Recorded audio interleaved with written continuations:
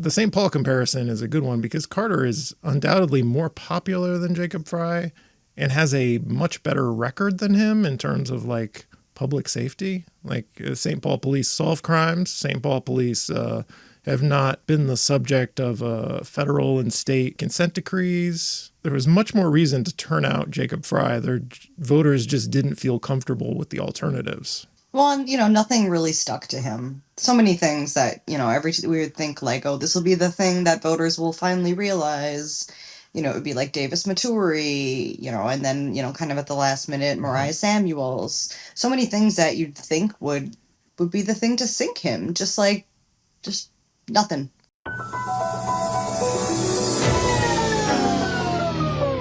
We're rolling. Calling out tap people. This is a real thing. Real thing.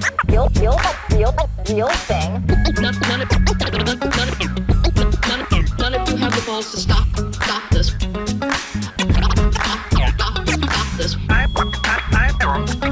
I've got plenty of time. I have nothing else going on today. We're in the Wedge neighborhood right now.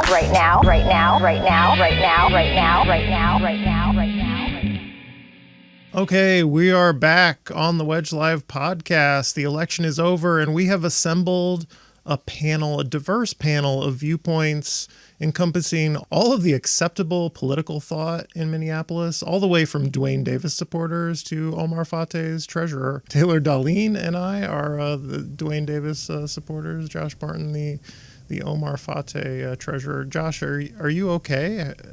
Have you been crushed by last week's results? I actually took the loss fairly well. Is that because he knew it was coming? I don't know that I would go that far. I would say I certainly knew it was going to be an uphill battle. It was going to be a close race against an incumbent mayor. I think it also helped that I at least got Soren Stevenson, which is something I've been working on for over 2 years now. So that helped balance it out. And also maybe I'm just more jaded now. Are you more jaded? How many elections have you lived through, Josh? I feel like I have only known you. It feels like more than it is in reality. I was a door knocker for Kate Knuth, and that in 21, that was the extent of my involvement. I got much more involved in 23 and now in 25. I was devastated in 23 when Soren lost, but this one I was like, well, you win some, you lose some. Certainly I had some disappointment, but it was not what it was like in 23. Are you on the path to extremism? Because going from a door knocker for Kate Knuth to Omar Fateh's treasurer sounds like the path to extremism to me. I guess some would say that. I will say that I've been just following where I think are the candidates that match my values and are the candidates that I think can win. And if some people want to call that extremism, then they're free to do that. They say extremism in the defense of liberty is no vice. I forget, but Josh subscribes to that. I think as what's his name, the guy from Arizona. That extremism in the defense of liberty is no vice. Are you a Goldwater DSA aligned person, Josh? Is that how you describe your politics? Well, I believe all of Minneapolis would describe me as DSA aligned, and I think that's probably fair for me. I don't know that it's fair for everyone they talk about that way, but it's probably fair for me. I'm not a member of DSA myself, but I supported a lot of candidates who were endorsed by DSA. And I know a lot of DSA people, and we don't agree on everything, but we do agree on some issues. Okay, well, in case I didn't make it clear, this is a Wedge Live podcast. I'm your host, John Edwards. Josh Martin is my guest. Taylor Dahlin is also my guest. Taylor, anything about the results, the mayor's results surprise you, or did you see it coming from a mile away like me? Yeah, I saw it coming. It's, pretty much fell exactly where... I did kind of going in think Omar was going to win, but at the same time, it was just kind of like, I don't know, maybe I just had hope because when it came in, it was just like, well, that's not surprising. Right. I guess. A lot of people voted. Does that sound about right, Josh? Is that how you would characterize it? That's what happened. A lot of people did vote. We had record turnout, which surprised a lot of people, including myself. I did not think we would beat 2021's level of turnout, but we did. Here's a question I've been thinking about because I was sure that Omar Fateh was not going to win the whole year, all year long. I could see all the problems people were talking about and that he was not going to have the broad appeal that a mayoral candidate would need to win. I saw that, and I was brave enough to keep my mouth shut and not upset people by saying it too loudly.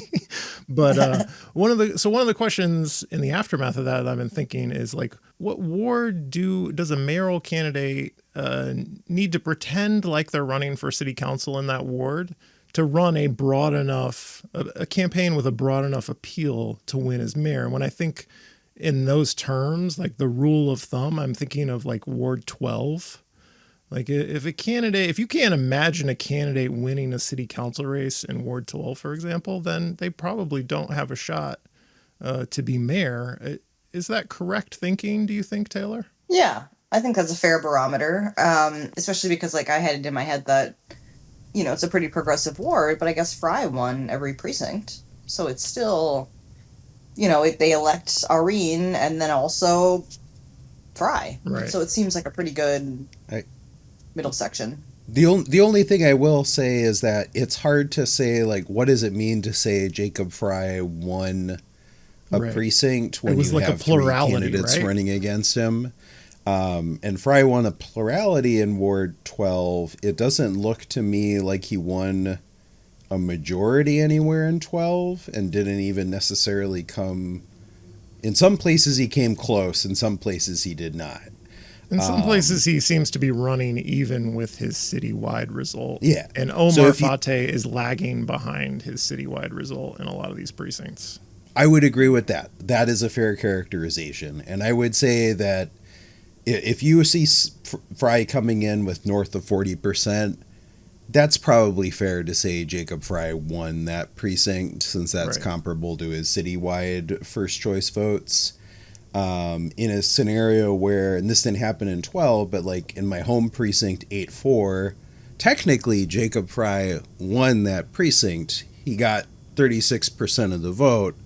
I don't know that it's really accurate to say that that's because Kingfield loves Jacob Frey. It seems more that they couldn't decide on which of the three opponents to rank first. Josh, do you have an analog? What do you think a mayoral candidate should target if they're imagining the ideal median voter?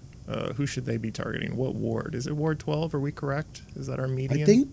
I think that's right. I used to also put Ward 1 in that category, but that looks to not be true anymore. It looks to have moved left of the city at this point, whereas Ward 12, does seem to be. So Ward 12 overall was 40% and the city is 42%. Yeah, Ward 12 is the closest Frey percentage to the citywide average, tied with Ward 5 in that respect.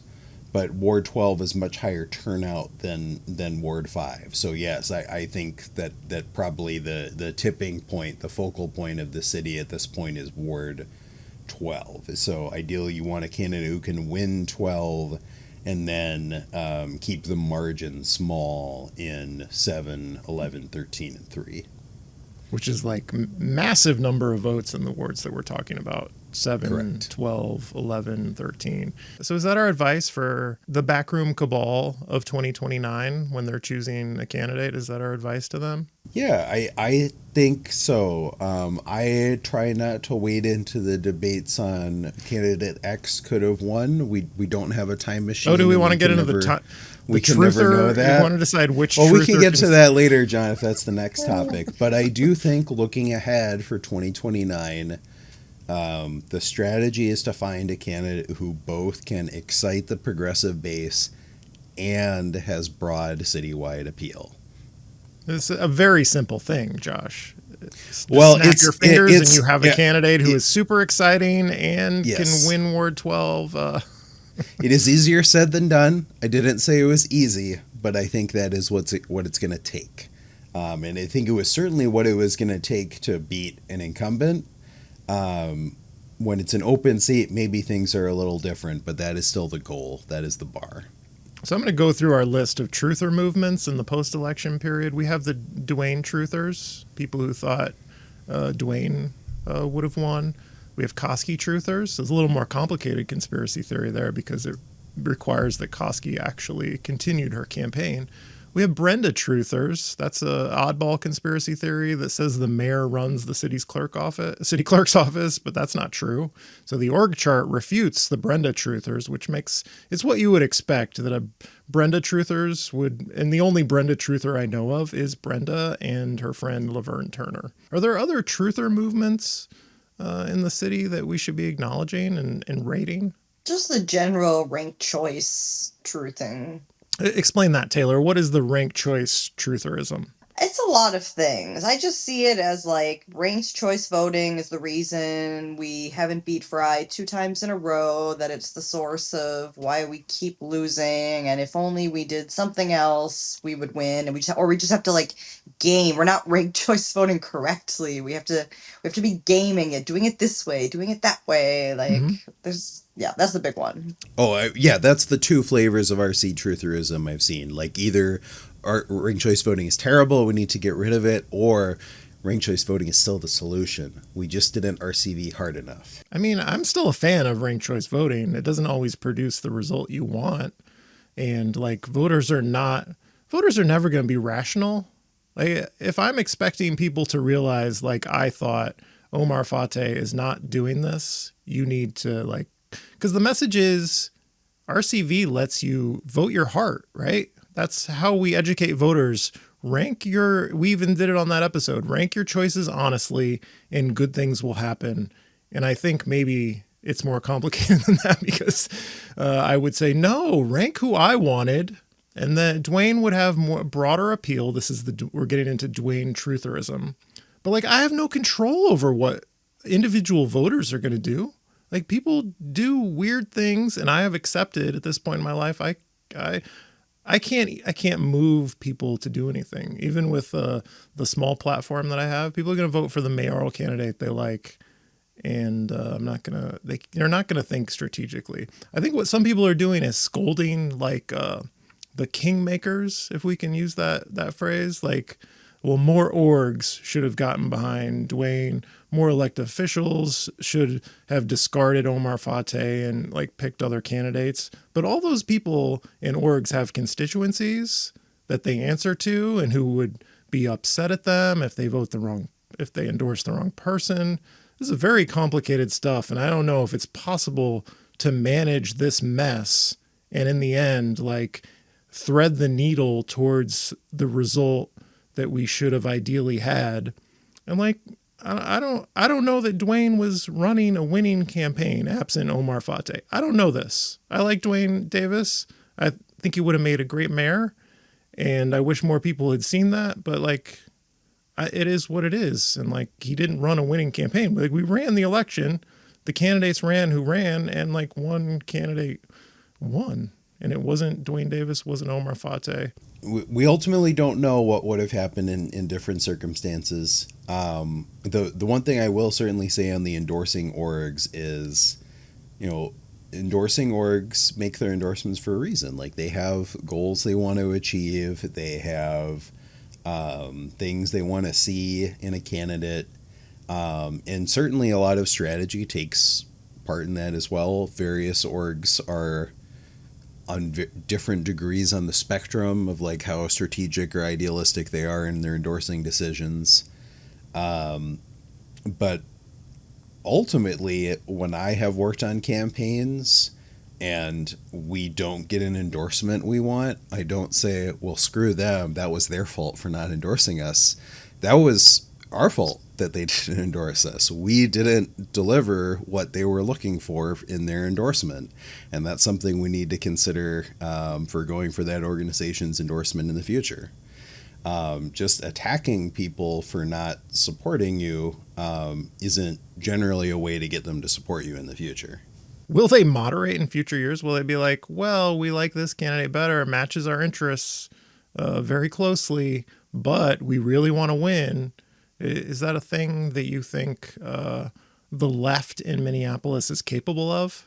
Not just the DSA, but like the left at large. The left. So the left more broadly, I do think that organizations are strategic and they will take that into account. I don't think you can rely entirely on that. So there's, like I said, there's a spectrum, and organizations are only willing to go so far in making those strategic decisions and compromising on what they want to see in a candidate. And if you can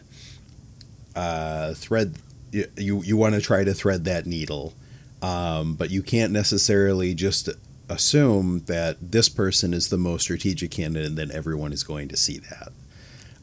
So that's why I continue to argue that ideally the path forward, because the left, whether we like it or not, doesn't do as good a job like falling in line behind a candidate, is that we need to find a candidate who can win over large groups of those constituencies while still being able to appeal to a broad citywide base or citywide electorate. Maybe an open seat in 29 like produces a different dynamic where more people are willing to like destroy their life by running for mayor. Like, I don't know. And I do think that is a big factor. Candidate recruitment is always the first thing that happens here, and there are, I won't name any names, I won't betray any confidences, but there are people who were asked to run who did not run. Well, name names and betray confidences, Josh. No, this I is will the not Wedge do Live that. podcast. But there were people who were asked to run who did not run, and I think some of them would have been very good candidates. But you are asking a lot of somebody to run for elected office just in general, let alone to run for elected office against an incumbent mayor with a powerful machine and a lot of money behind him. Mm-hmm. And you might make the analysis that on paper this person is the best candidate. That doesn't mean that they're going to take on all of the hardship on themselves, on their family, for a race that ultimately they might lose. And if they do lose, then a lot of people might hold the fact that they ran against them in the future. Looking at the circumstances as they were, I think we got lucky with the candidates we did.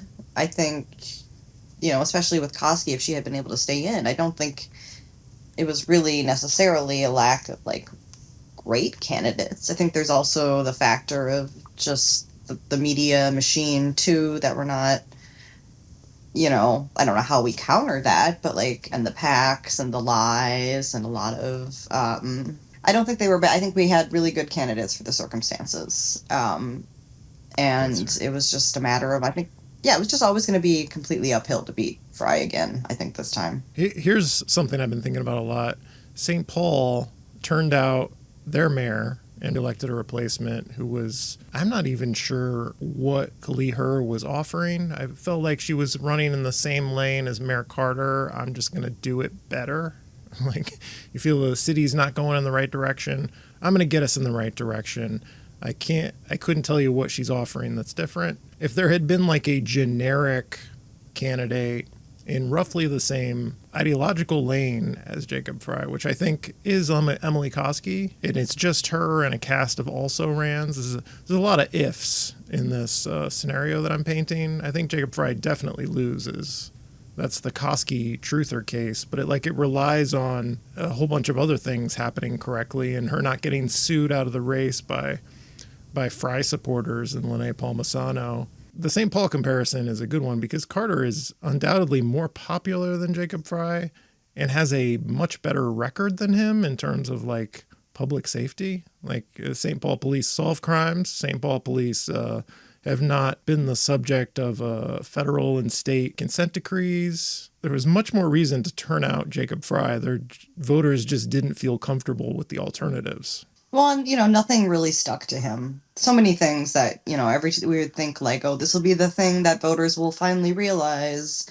It would be like Davis Maturi, and then, kind of at the last minute, Mariah Samuels. So many things that you'd think would be the thing to sink him. Just Nothing. No impact. Well, he always has. No, it's the dirty city council that is getting in my way of being successful. And I think the fact that we talked so much about fights between Mayor Frey and the city council and the socialist attacks, was the war on socialism rhetoric in the end effective, and like the council versus mayor culture war stuff, like that was good for Frey. That helped him win. Does anyone think that didn't work? It worked. No one understands the government system, and so as long as people continue to, or the general public continues to not really get strong mayor and all of that, he can continue on with this, taking advantage of that. Let's talk about money, the PACs. Josh, do we think the PACs accomplished anything? Did they get their money's worth? Like, I believe it's accurate to say an unprecedented amount of money was dumped on PACs and the candidates this year. Just in 2025, and some of the candidates, especially mayoral, raised some in 24 in the lead up. But the amount raised by all candidates in 2025 was $3.8 million. So almost that's all $4 million. City council candidates, or including mayor? That is including mayoral. Okay. Do you want it, if we exclude mayoral and just include council and park board and BET, then it's $1.9 million, just under $2 million. So basically about $2 million on mayor and about $2 million on everything else. And that's just candidates. That's not IEs. So if we look at IEs as well, that's another $1.6 million. So all in, we're looking at, and that's like direct IE spend. That's not necessarily like their general spend. Like that's stuff that's categorized as like an independent expenditure directly for or against a particular candidate. And then, so if we add all that up, we're looking at $5.4 million spent in the 2025 Minneapolis elections. And that is not final, because that is only through the end of the pre-general report. There will be a lot of money that was spent in the period after that, the final weeks of the election, which will be on the post-general report. So it seems very possible we'll be looking at like, 6 million or something or more when all is said and done. Is it unprecedented? Am I correct in saying that? I would say yes. That sounds I haven't checked, but that certainly seems like more than 2021 to me. Because when I look at Shelley Madore, who is maybe the best funded, the ratio of candidate quality to how much money she raised was off the charts. Almost 130,000 for Shelley Madore. And she's a former state legislator, so I'm thinking must be something there. And maybe people looked at her resume and thought, well, we can dump just a mountain of money on this race and roll the dice. But just a really bad candidate based on the candidate forum that I watched just didn't seem to know the issues very well. Kind of what you would expect from a candidate who literally parachuted in to Ward 2 and like rented an apartment to become eligible to run there. And I don't really know what the solution to this is. I don't think the independent expenditure PACs are going to just agree to a truce and decide not to spend any money in Minneapolis. Citizens United isn't changing anytime soon. Campaigns aren't going to just voluntarily agree to spending limits, and it'll be hard to get those to pass constitutional muster. So ironically, I don't really see a good solution except for more money, but like changing the way that we do the money. So things like public financing, where similar to what we have for state campaigns, where, small dollar donors get like some sort of match. Interestingly, for municipal campaigns in New York City, they have something like an 8-to-1 match. So that can maybe help balance out some of the big money and have, ordinary people who can only afford to give $25, $50, $100, like actually have a chance to influence an election. It was extremely lopsided. Do you have a sense of how lopsided it was, the money? Looking at mayor, just for example, like Frey, we're looking at probably like a 2-1 outraising Omar Fateh, outraising all of his opponents combined slightly. And certainly if you look at particular races, like Elizabeth Schaefer outraising Katie Cashman 2-1, and often you're looking at ratios like that, if not larger, in most of the competitive council races. Millard in Ward 10 was 3-1 in Ward 10, and another candidate who was not a good fit for the ward at all, and yet outraised the incumbent 3-1 and got beat by, like, I don't know, close to 20 points. Also, are we saying Millard or Millard? I like to say Millard. I like Millard. I like Millard. Okay. Okay. Well, I don't know if it's right. a special guest is here. Welcome, Jason Garcia, Commissioner-elect to the Minneapolis Park and Recreation Board in District 4. Welcome. Thank you. It's good to see all of you again. Thank you for being here. How does it feel to be an almost elected official now? After all of the struggles you had this year, legitimately harrowing. We do harrowing personal stories on the Wedge Life podcast. No one had a more harrowing personal story than Jason Garcia this year in the midst of a hard-fought campaign for Park Board. What about your guest who had his bike stolen when he was trying to help somebody else? Oh, Kyle. Yeah. He does that was often pretty get harrowing. weapons pulled on him. It's true. Yeah. Maybe by sheer number of harrowing personal stories. Yes. I feel pretty good. I felt better, and then so many people were like, well, now you're stuck on Park Board for 4 years. It's quite a prize at the end of a hard-fought campaign to Yeah, realize, after- I have to serve on the Park Board now. That's what I was running for. Yeah, after coming out of being a step away from a medically induced coma for a few weeks, and then waking up and all of a sudden feeling like, oh, I have to figure out what to tell people. Am I still running?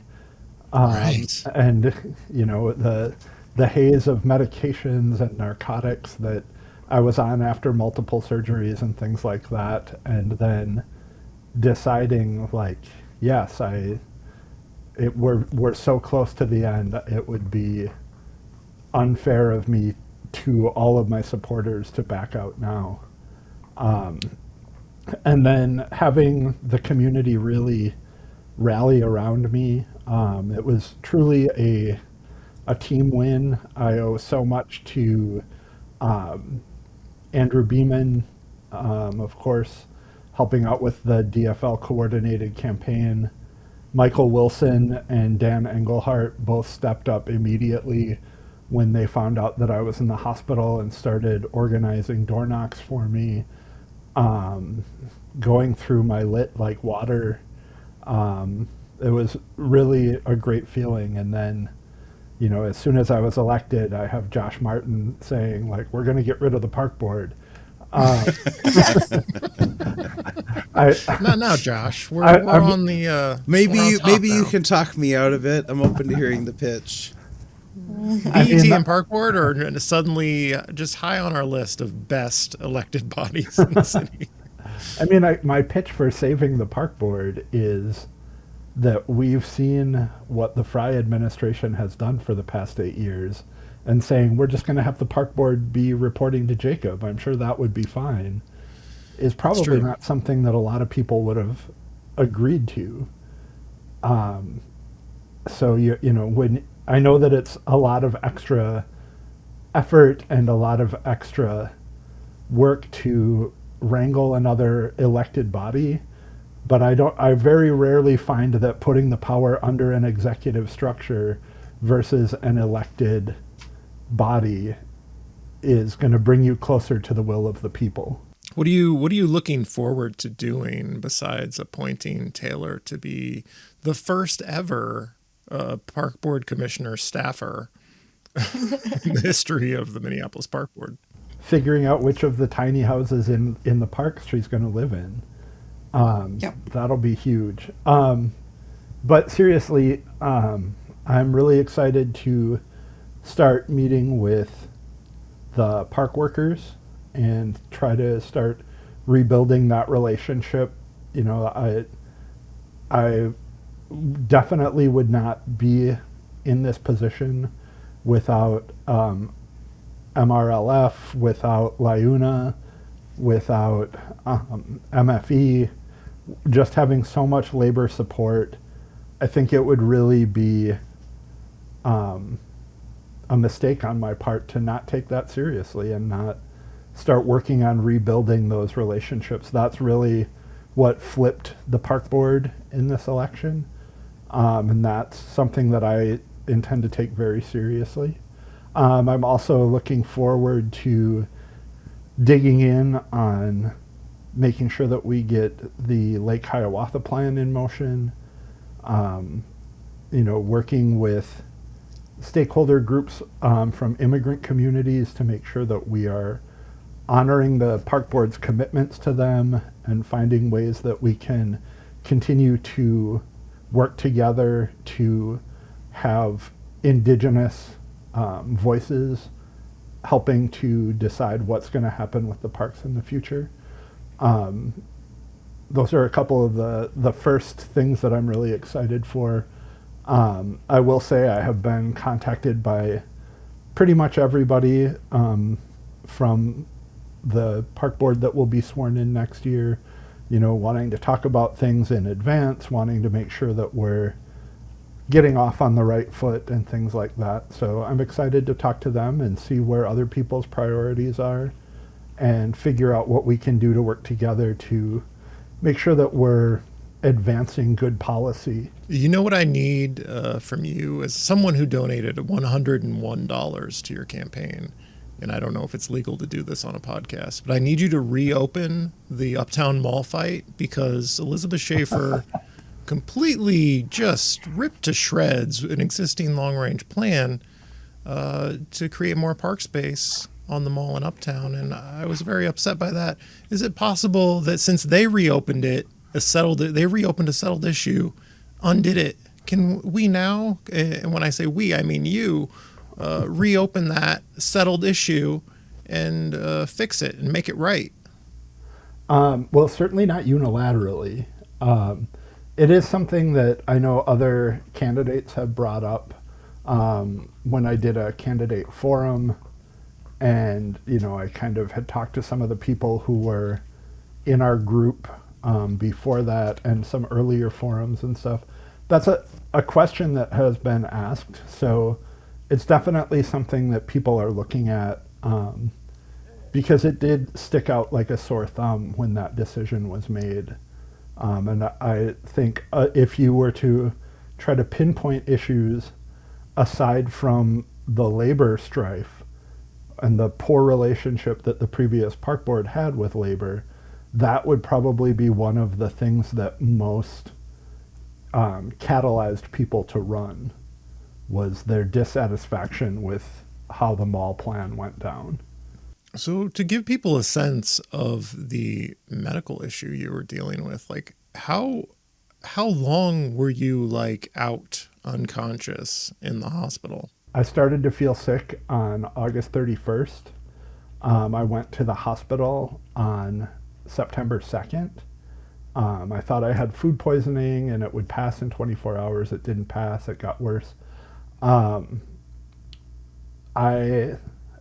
When I took the ambulance to the hospital on the 2nd, which was the day after Labor Day, I have no memory of anything past the ambulance pulling away from my apartment building.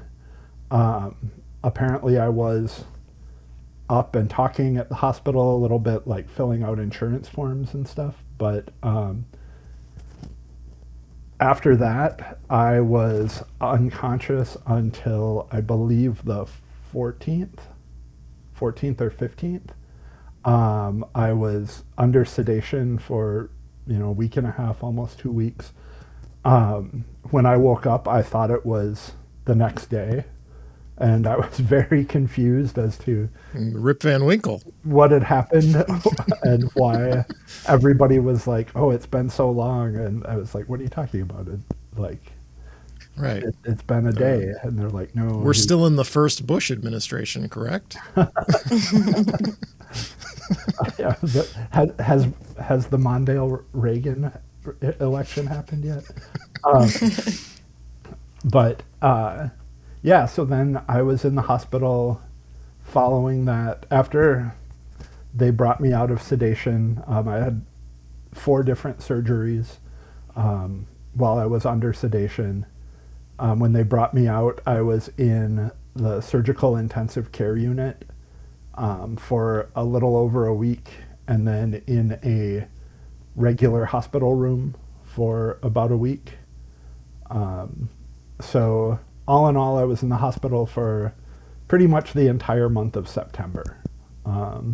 And I still have an open wound in my abdomen from where they had to remove so much tissue that was infected from my appendix perforating and leaking fluid all over inside and getting infected and stuff like that. So I have not been able to really do a lot outside of the house. I kind of will stay mostly in my apartment, but sometimes, like this evening, I'm staying at my delightful partner's house so that she can take me to a doctor's appointment first thing in the morning. But yeah, it's been really hard to see that last month or 5 weeks of the campaign go past without being able to really do too much. But I'm really fortunate that so many people stepped up and had my back. Maybe the most impressive thing anyone has ever done in Minneapolis politics. I'm gonna say that. That's how I'm gonna put it. Just winning an election while unconscious the whole time. And I don't care if your opponent was also unconscious the whole time. I'm just, you did wonderful things. Taylor, do you have any questions for Jason? I don't have questions. I just it's for me living in 7, like Jason being elected is like the best thing that happened that night. You know, we lost the mayor, lost Katie. So it was just like, oh, Jason actually won. Like I just kind of thought it wasn't that I'm so jaded living here that I just kind of thought that somehow Jeanette Colby would pull it off in the end, but I had discounted how much of like Marcy Holmes would come out and, you know, how strong Ward 10 would be. Let's talk about the Wedge. The Wedge, I think 10-1, this was a stat I dug up. 10-1 wiped out the entire margin in Kenwood. Josh, am I correct about the stat that I produced recently? I think that's right. Actually, no. What the stat was that you're referencing is that 10-1 wiped out the lead that Colby had in Ward 7. Oh yeah. So more than just Kenwood. Well, yeah. Kenwood was her strongest support, and that actually beat me by like 800 and some votes, whereas I beat her in 10-1 by like 700 and some votes. But because I had also won other precincts in Ward 7, it was a small enough margin then that the Wedge defeated what she was winning in Ward 7 by, if that makes sense. Okay, I understand now. Mm-hmm. Yeah, and you won Ward 3 by 20 votes, Rainville territory. All the precincts that are part of District 4 and Ward 3, you won by 20 votes. Yeah, I'm really, really proud that we carried so much of the Ward 3 vote. Again, Dan Engelhart and the crew in Northeast really put in a lot of work. And there's also, my campaign had a lot of support from people in Marcy Holmes, on that side of the river. So I'm really happy that, we ended up taking 14 out of the 23 precincts in District 4. So that is, I think, a really good sign that even in some of the areas that didn't go the way we wanted in Ward 7, Ward 3, that there are people who are excited for a progressive future, in our park board, and hopefully we can build on that and carry it forward to council and mayor in a few years. And it's maybe important to add that, like, I don't know, thinking about the Ward 7 council race where Schaefer, your predecessor is Elizabeth Schaefer, who is now going to be the Ward 7 council member replacing Katie Cashman. It is mostly just Kenwood providing the margins for the other side. Like, Ward 7 surprisingly competitive throughout in both your race and the council race. Ward 10 is delivering big margins for you in District 4, and like Ward 3 also competitive. And I didn't look at the Ward 6 numbers, but I assume you also did good in those Ward 6 precincts. Yeah, I actually there were 3 precincts in Ward 10, like you mentioned, 10-1, 10-2, and 10-6, just on the other side of Lindale, the west side of Whittier. And then there are 3 precincts in Ward 6 that are, kind of downtown east precincts. And I carried all 3 of the precincts in Ward 6 and all 3 of the precincts in Ward 10, plus picking up, those handful of other precincts throughout 7 and 3. All of downtown went for me, aside from West River Parkway, which is really exciting. I think there is, as more people move into downtown again, and we look at trying to refresh our population downtown, I think that's got a lot of potential to shift into progressive support. I wasn't quite sure how all the park board races were going to go. There were some that I was surprised by, so it'll be interesting to see what comes out of the park board in the next 4 years. I was not surprised by Jason winning, and this is less a commentary on Jason's quality as an unconscious candidate and more of a commentary on broader factors. But I was more surprised by, was it District 5? Is that the Musich race, the one where Musich I agree. lost? I was surprised by District 5. That was very impressive. Sorry, Jason. It turns out triumphing over an endless medical harrowing story is not as impressive as defeating Stephanie Musich. I'm super proud of Kay Carbajal Moran and the race that she ran, and really getting people activated, having started post-convention. I think she really demonstrated how you can thwart Josh's viability matrix and jump in late and have a positive outcome. So I'm super proud of her. Becoming an elected at 24 is a huge, huge accomplishment. And if she hadn't been elected, then Amber Frederick, who got elected to Parks Board at Large, would have been the youngest person elected at 25. I'm just going to take a minute here and go over this list that I have of the people who doubted me. Oh, wow. You're going to tell the haters? Yep, right at the top, I have David Brower. And then I have Josh Martin. And then I have Taylor Dahlin. And, did you all doubt Jason? I didn't doubt Jason. I know the forces at work, at least, and I was optimistic. Taylor and I got on like, board eventually when it became Jason's clear got the caliber of your opposition. But no, I did doubt you at one point. I'll own up to that. Yeah. No, I think that's totally valid, especially seeing, as John has put it, that the curse factor on on this race. The number of people who entered and dropped out, and some had, just very quiet endings, went out with a whimper. Some really kind of had big, loud exits from the race. Yeah. And it left us, with the three of us, myself, Andrew Gibo, and Jeanette Colby at the end.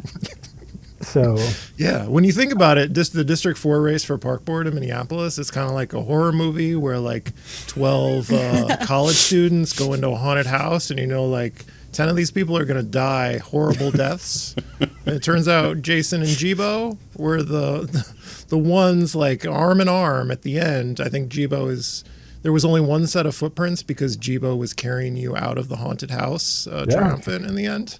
absolutely. I mean, that's another person that I really am excited to mention. When I was in the hospital, he reached out to me multiple times. Got lit, I believe, from Taylor to take on his own door knocks. Wow, that's nice. To help, let people know what was going on with me and that I was still in the race. So Andrew Gibo, great guy. I appreciate everything that he's done. I appreciate the fact that, when I invited him to one of our events, following the unfortunate assassination of Melissa Hortman early this summer, that he came.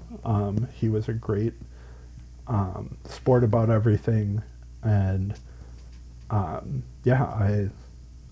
have to say thank you to him as well. He always believed in me, unlike some people. But I also have to thank John. John has tirelessly advocated for me, plugged my GoFundMe when I was in the hospital and things were looking pretty rough. So thank you, John, as well. You're very welcome, and we are so proud of you and what you have accomplished. And it is a difficult thing to run for office. And I know you more than other candidates.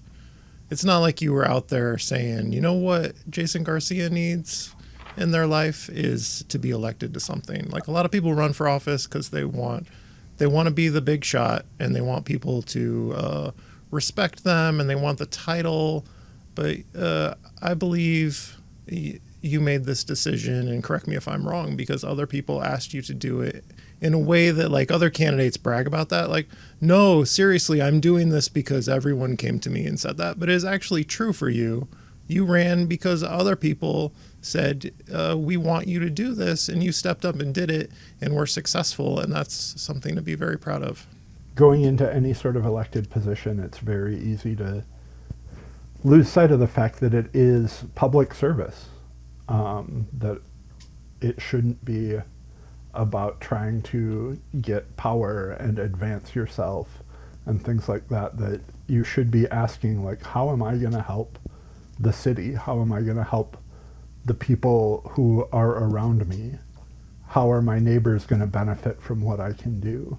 And I've really tried to keep that in mind as we proceeded through the campaign, going to the DFL City Convention, being fortunate enough to include park worker stories and park workers in my day there. I think it gives us a good base to move forward and to show people that there is more to city politics than just smoky rooms and endless infighting between factions and things like that.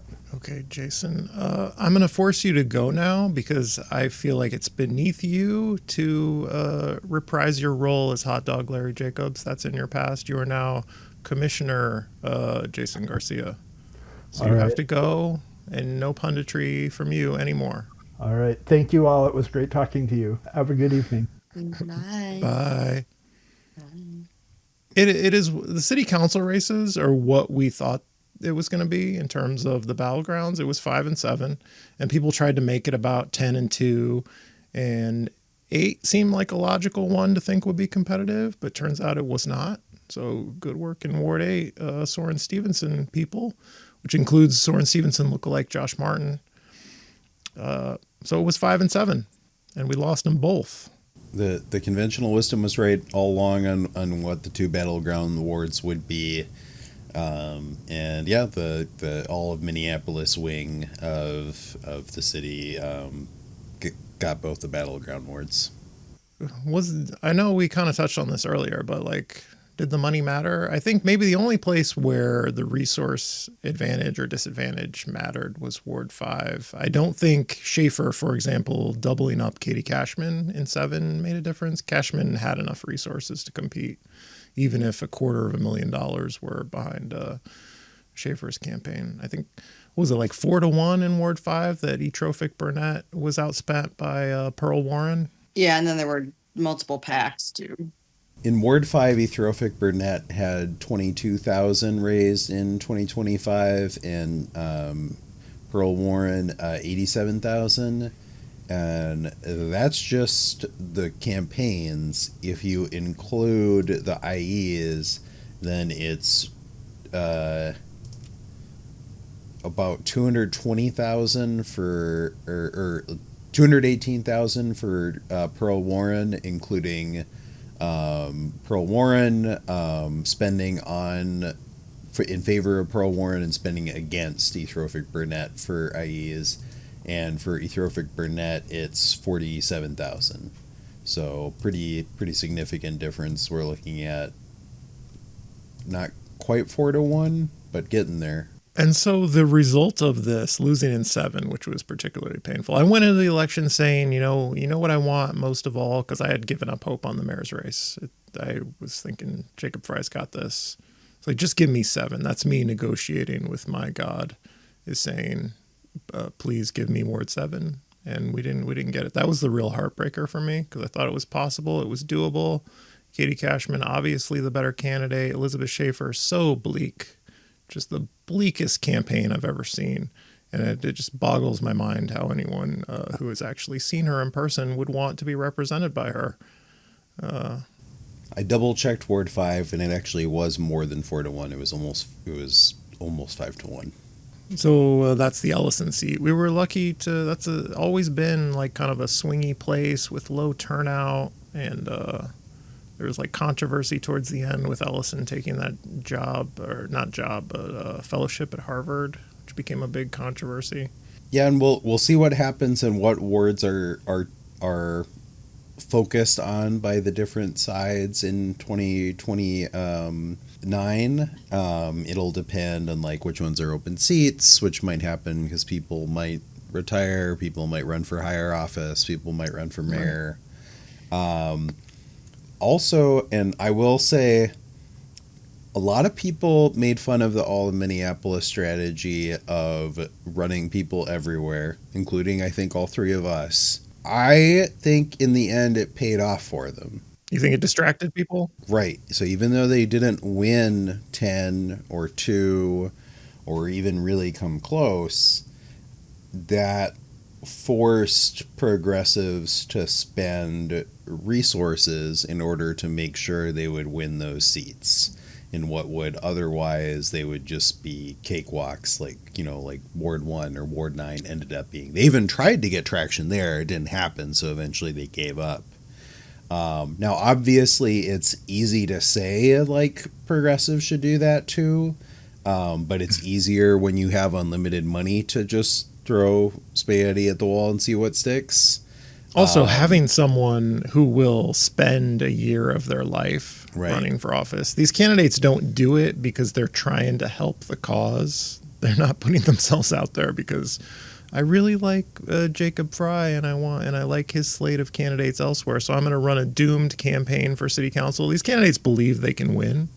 I think the vast majority of them, they're not sacrificing themselves. I agree. So what I would say is, in a perfect world, it would benefit both sides to try to recruit candidates everywhere, even if it seems like a long shot. Because one, you never know. Sometimes you win the long shots. And two, even if you don't win, you can potentially divert resources and that might change the makeup of the overall council. Yeah. Taylor, you're inside all of the PAC calls, which I believe is illegal according to Steve Min, right? You were doing illegal activity to get inside the Very PAC calls. illegally intercepted left-leaning bloggers complaining about me in the Star Tribune comments. Yeah. Basically a wiretap. No, he finally caught me in one of the last ones. It was not like a big group call. It was just like a little call with like 2 or 3 people. So it was like, ooh, whoops, didn't realize this would be going on. And they were finally getting like, who are you? Asking questions like that. Yeah. Did they force you Really to turn probing questions. Did they force you to turn your camera on? Is that how they caught you? No, they were just like, I just joined the meeting and it was literally just him. He was the only one there. And I was like, oh, fuck. And he's just like, who are you? And I just had a fake name. And he's like, well, who sent you here? And and it was funny because I just made up a name on the spot. And it ended up being, I didn't realize this, it was the name of that park board candidate, Dan Miller. Oh, wow. I was just like, Dan Miller? I just kind of threw out a generic name. But yeah, they caught me. Yeah, the fake name I use is Anthony Edwards. That's the fake name I use. That gets me caught every time. Don't say that. You can't make jokes about fake Anthony Edwards. Just endless replies from Mike Griffin about my fake Anthony Edwards comment. Just very concerned about that. Oh, so thinking about 2029, I'm thinking Ward 3 could be an open seat. So definitely need to do a better job recruiting someone who is not Marcus Mills to run in Ward 3. Ward 5, I think, is always going to be one of those ones that you target. It's so just put some resources into it. It's low-hanging fruit and just get some people out to vote. I don't know about Ward 7. I don't want to say Ward 7 is lost for a generation, but I feel like Ward 7 is lost until Elizabeth Schaefer decides she doesn't want to do that anymore. What are the other battleground wards for 2029? 13? 13? Taylor, what are you talking about? Maybe. I don't know. Maybe someone will try at least. You know what I mean? Like, we got to at least make her work a little bit. I feel like this lowers you to Mike Norton status in terms of our pundit rankings. That's something Mike Norton would say. It's just a hope. I just wanted to, not her to just have to do one forum with Bob again Carney. Like, just a little bit of, no, I think 3. I think that Jason's results especially showed that 3 really could have, is looking for a change. I think with the North Loop and everything, that whole area, like someone like Jacob Thomas who dropped, but I really think he was a good candidate that would have spoken to that area specifically. Are you a Jacob Thomas truther? I'm not. I am a Jacob Thomas truther. Yeah, I'll take that. I've been saying for a long time that whatever comes after Paul Masano in Ward 13, it's hard to imagine this, but whatever comes after will be worse than Lene Palmisano. I don't care what you think about Paul Masano. Whatever comes next will be worse. Okay. Well, on that bleak note, I don't know. I think there's some good groups doing organizing in Ward 13. I think there may be hope for Ward 13. Is Ward 13 going to elect an Aisha Chugtai or a Jason Chavez anytime soon? No. But, I don't think it's out of the realm of imagination that, an Elliot Payne or a Jameson Whiting or Noreen Chowdhury type could get elected in Ward 13. I don't even think they would elect a Jameson Whiting type. That's how bad it is, I think, in Ward 13. They're not going to go left from Paul Masano. They will go right to just someone who feeds their resentments. No? Is there anything else besides 3 and 5 that we see as places that should be targeted? I guess we don't know what seats will be open. Maybe, it's conceivable somebody like Elliot Payne, Aisha Chugtai decide 2 terms, we're out. Open seat in places like 10 and 1, potentially. We don't know what the open seats will be. Well, and I do, that is the big factor, is what are going to be the open seats. Only one incumbent lost this year, and it was the incumbent running against a candidate with $250,000. It's really hard to take down an incumbent, so usually the open seats are the battlegrounds unless you just have somebody who can just like swoop in there and push out all competition. But normally those are the seats that are going to be the real battlegrounds, and where you're going to attract more candidates. It's tough to run against an incumbent. What does this mean? What does all this mean for the next 4 years? Is the dynamic at City Hall going to change? I watched Mayor Frey's day after press conference, and I guess people on Twitter were talking about mandate or something. I don't know if people are trying to set that narrative, but the only mandate that I could see him claiming was people need to stop attacking me. Like, he was very strongly in favor of no more needless attacks, I think is what he said. I didn't hear him claiming like an issue area mandate. Just be nice to me, please. I've won a third term. Like, what do we think, Taylor, the dynamic at City Hall is going to be? I don't know. I'm kind of open to seeing it go both ways. I think it could easily be just the same or even more vengeful. Like, you know, you don't have to try to worry to win re-election. You can pick more fights with the council, or maybe you'll look at it as trying to do some, like, maybe not even eyes to the future in terms of like another elected office, but just in terms of like his own legacy, and try to think of some like bridge building with progressives in the end. I don't know. That's my hope of what happens. Right. The best version of Jacob Frey is someone who wants to be fondly remembered. His best impulse is that his desperate need to be popular and be liked, which I think he has gotten away from in the post-2020 period, when he realized just large swaths of the city will never like him. It's like when he got meaner and nastier.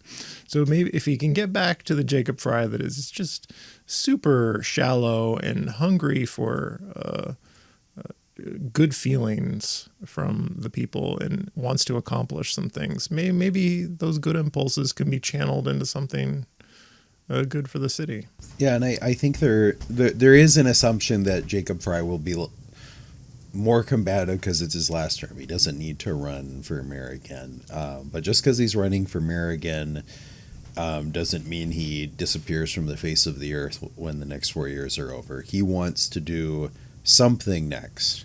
Now, I don't have any inside knowledge on what that something is, but he wants to do something after these 4 years are over. And whatever that is going to create incentives for him to govern in a certain way. Those incentives may be different, for better or worse, than the incentives that led him to govern when he was running for a third term for mayor. I think it remains to be seen what will happen at City Hall. And certainly, in addition to what does Jacob Frey do, there's also the question with what the council does now that it's a much narrower majority. Some of the individual players have changed. Like, all of that comes into play as well. I will say for commentators like us, it's going to be a really interesting next 4 years. So that's maybe the real winners of this election are the people who get to watch city council meetings for the next 4 years. So my read of the city council is it's more polarized. Like, we swapped Jenkins for Soren Stevenson, and he is just more aligned with one side. I believe Jenkins was a little more unpredictable. Soren Stevenson will be kind of easy to predict. Like, he's a candidate of the left. And then we have Ellison leaving, who I kind of pegged Ellison as like a moderate, replaced with Pearl Warren, who is just going to vote down the line with Frey, I think. And then Schaefer replacing Cashman. You're swapping a moderate for someone who will align with Frey on everything just automatically. So it's more polarized. Like, there's less in the middle on the council now. And I don't know what impact that's going to have. Like, the margins are slimmer, but also more people are on one side or the other and less in the middle. Or does that force them to work together? Like, that's the hope. The slim margin or the being more polarized? The slim margin. Yeah, that could. But you would expect having more people in the middle would foster some good feeling, you know, as we had in the last term. I feel like we had people in the middle. I mean, did it foster good feeling, though? maybe this is the election approaching dynamic, but Emily Koski had to be burned to the ground as a DSA-aligned council member, which is the stupidest thing that anyone has ever claimed, and maybe it worked a little. I don't know. Just very stupid attacks against Emily Koski for being DSA-aligned. And Jacob Frey is not the only person who has to respond to incentives. All the council members need to just think about what they're doing next. Some of them are going to run for re-election. Some of them are going to run for something else. Some of them are probably going to run for mayor. I don't know which ones at this point, but some of them are definitely thinking about it. And that's going to influence how they govern too. And we can't overlook how much of City Hall is about personalities and not necessarily about ideology. Like, some people get along and some people don't. So there's 4 new council members. They have particular ideological leanings, but we don't necessarily know yet, like, what'll happen when they get to City Hall. Like, will they be able to work together with other people or not? And thinking about the lame duck Frey, I'm pessimistic because he's on to his third string, like people that he can bring into his administration. Like, people come and go, and like by the third term, it's bottom of the barrel style people, and he is more concerned about loyalty at this point in his career than at the beginning of his mayoral tenure. And so I'm a little worried about corruption. I'm a little more worried about incompetence. What I hope for Mayor Frey is he could value competence more than loyalty in this third term, because this feels like a dangerous area for us, how he staffs his administration in this final term. Should we do worst pundit awards for 2025? Because I have my nomination. I nominate Mike Norton as the city's worst pundit for 2025.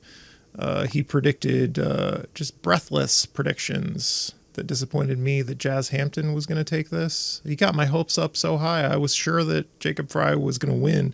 And Mike Norton swoops in at the end to say Jazz Hampton's going to take it. That didn't work out. What was he saying yesterday? Like, if you toss out Taylor, what did he say yesterday? If you toss out wards 3, 7, 11, 12, and 13, then Jacob Frey would have lost.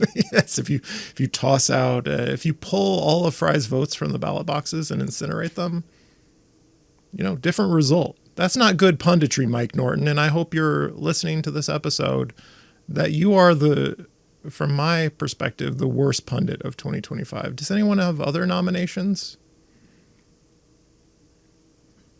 Taylor, would you like to nominate a cab driver for this? Yeah, I mean, that goes without saying. A cab driver who thought that talking to people was polling, like, that's just being a human. You're not polling anybody. Yeah, I think Terry White had a couple predictions too that had me just like scratching my head. Like, I think it was his prediction of like how like his margin of like ideas of how accurate he thought he was about Jameson winning, that I was kind of like, that's a shoo-in, but it was kind of like, I don't know, like 70% or something. I don't know. I'm looking at Terry's blog right now, and Terry thinks he did great with his pre-election predictions because he correctly called the mayoral race a 9 of 13 city council contests. And that's technically Does he really true, think he did but well? had some big misses. He got 2, 5, 8, and 10 wrong. Like, 5 was a close race. Anybody could get 5 wrong. I won't hold that one against him. But he got 2, 8, and 10 wrong. And it seems to me that Terry was really bought into the anti-DSA messaging. Like, that's the only explanation I have for getting all 3 of those races wrong in the same direction. And apparently not realizing that played differently in some parts of the city than others. I don't want to talk about this because I don't want to promote them and platform them. You know how I feel about platforming offenders. But But did he really do like an analysis of his predictions and go like, congratulations to me? He said, "We did well in our pre-election predictions, correctly calling the mayoral race a 9 of 13 city council contests. Here's where we missed and what those results tell us about the city's political mood." Okay. Who's we? Well, I don't know. It's the I thought it royal was we. him. Josh, do you have any nominations for Worst Pundit Award? Be mean. For once in your life, Josh, find a mean bone and just stick Carol it to Becker? someone. What did Carol Becker say? What was her punditry? Well, as we know, Carol Becker appeared in Precarious State, where she is going off on all kinds of rants. She has some interesting classifications of council members and people running. She has maybe gone further than anyone of going all in on this. Everyone who is not in lockstep with Jacob Frey is part of the socialist revolution. And in some cases she's right, and in some cases she's really not. Like, there is a broad progressive movement in Minneapolis, and some of them are accurately described as DSA, some of them are accurately described as DSA aligned, some of them are more described as like uncomfortable allies is perhaps a better descriptor. Who's that? Name those people. Who are the uncomfortable allies? I can't think of any examples off the top of my head, but I'm just saying, like, there's a big range. Are you There's a big range. deflecting? I want to know who the uncomfortable allies are. I honestly don't have an example off the top of my head. Oh, you're so political, Josh. Just protecting your political future by not. We bring you a Worst Pundit Award nomination for Josh Martin for deflecting this That's question fine. here. I'll take it. Okay, I'm sorry. I'm sorry for interrupting. Go on. I think there is some truth to this idea of the political divide in the city. I think it only goes to explain things so far. And I do also think that it goes to show how much a lot of people on both sides can only think inside their own bubble. So people who are in this anti-DSA crew and only talk to other anti-DSA people are like, well, what do you mean we didn't just like sweep all of these races and drive out Robin Wansley and Aisha Chugtai? Everybody who I talk to agrees with me. And you see the same problem on the left where people are like, well, what do you mean Omar Fateh lost? Like, obviously he was going to win. Like, obviously we were going to win all of these races. Like, how is this possible? So I guess to some extent that helps prove the point of the political divide, but it also goes to show that people don't understand that there's a lot of wiggle room and variation in there, and that becomes kind of obvious even though yard signs don't vote if you walk around the city and see some of the strange yard sign combinations. There were people who voted for Jacob Frey and Soren Stevenson.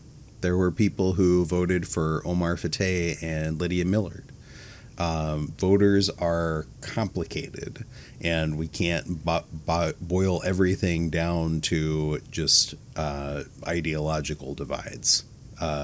Thankfully, so I guess that's actually good that not everything can be boiled down to an ideological divide yet. Although it is true that I think the more you get people thinking about their least favorite council member, like if you're in Ward 7 and you tell people in Ward 7, you know this Katie Cashman, best friends with Robin Wansley. They're like this.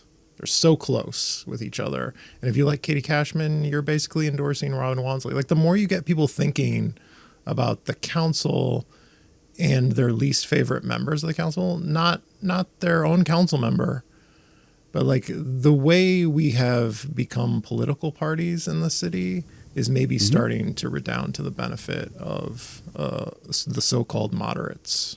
I think in the 2017, the progressive slate won and had success, and like back then it was kind of to the progressives' benefit that we were dividing into political parties.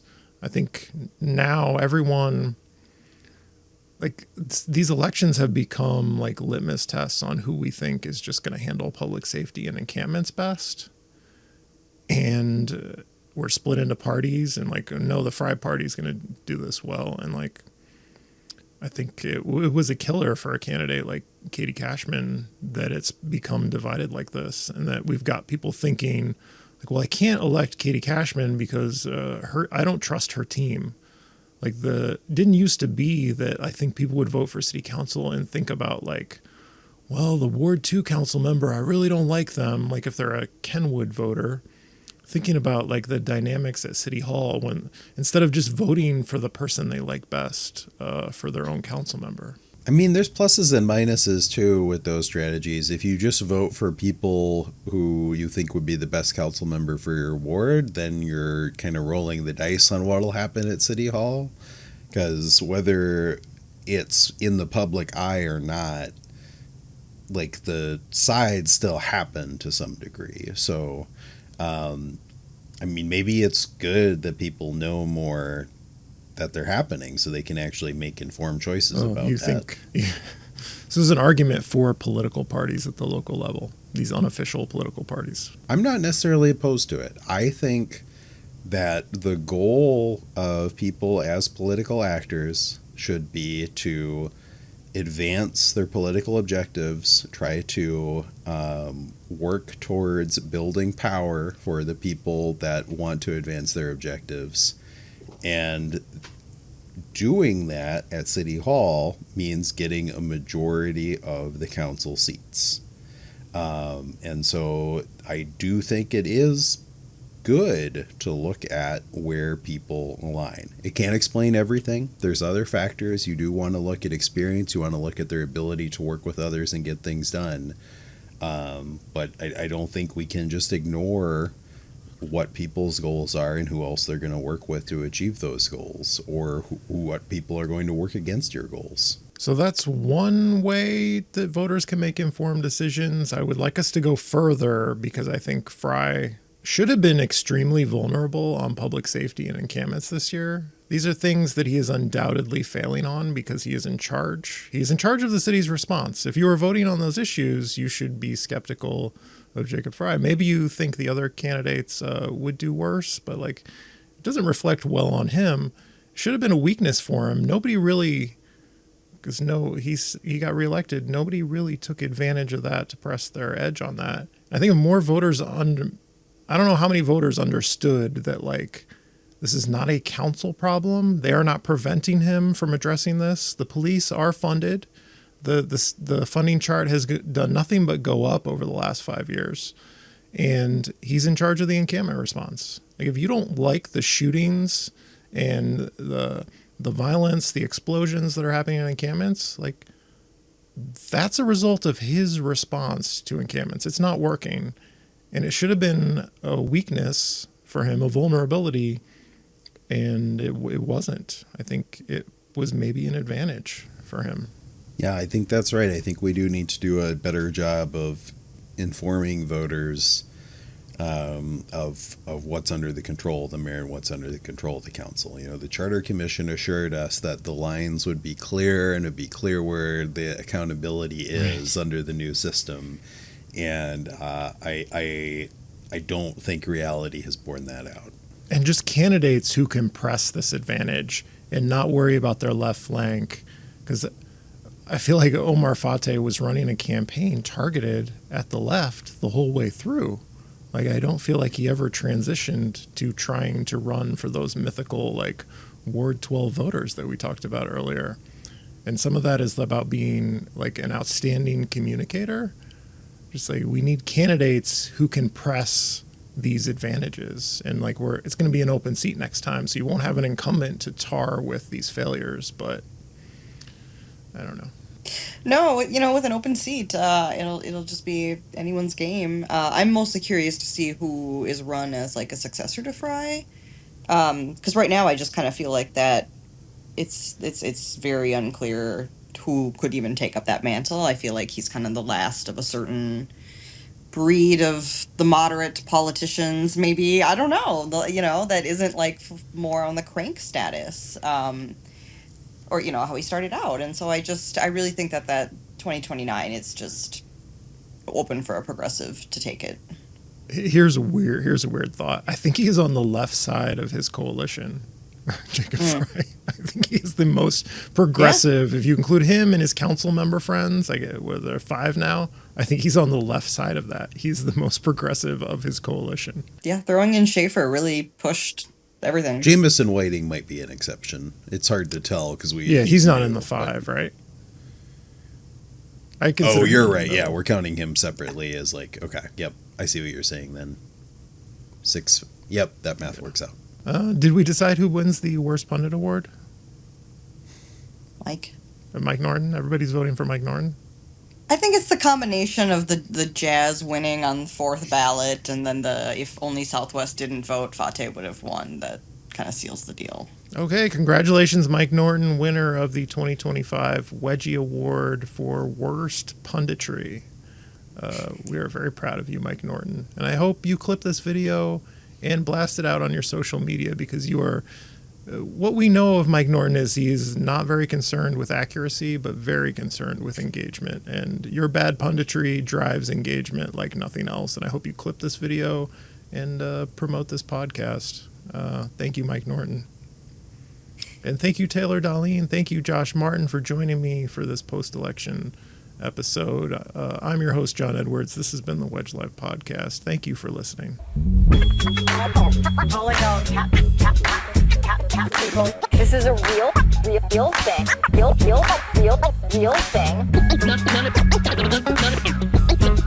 None of you have the balls to stop this. Stop this.